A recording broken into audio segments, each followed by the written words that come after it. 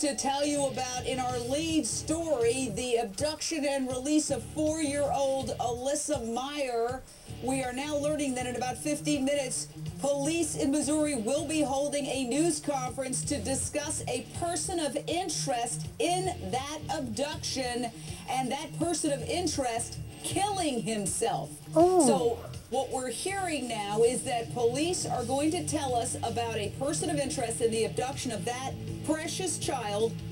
Remember, she was abducted Monday night. She was released last night, about 80 miles away from her home. And now we're hearing that a person of interest in that case has killed himself. Stacey Honowitz, Florida prosecutor, supervisor of sex crimes. Holy crap. What's your reaction to that news?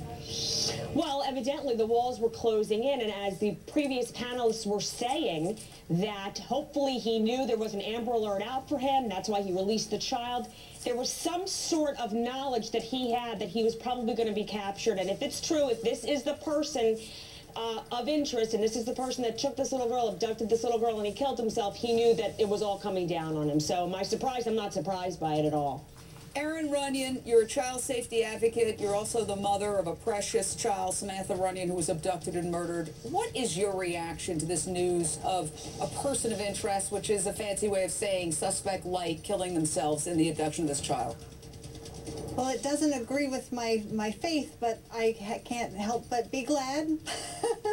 I kind of wish that all of the offenders who cannot control themselves and feel the need to hurt a child, I wish they would all just off themselves and be done with it. Well, I have to say that this is a tragic story, but it has a happy ending. That girl that you're looking at right there was found alive with no visible injuries. The only thing that happened to her, whoops, sorry, her hair was cut. We're going to stay on top of that story, and we're moving on now to an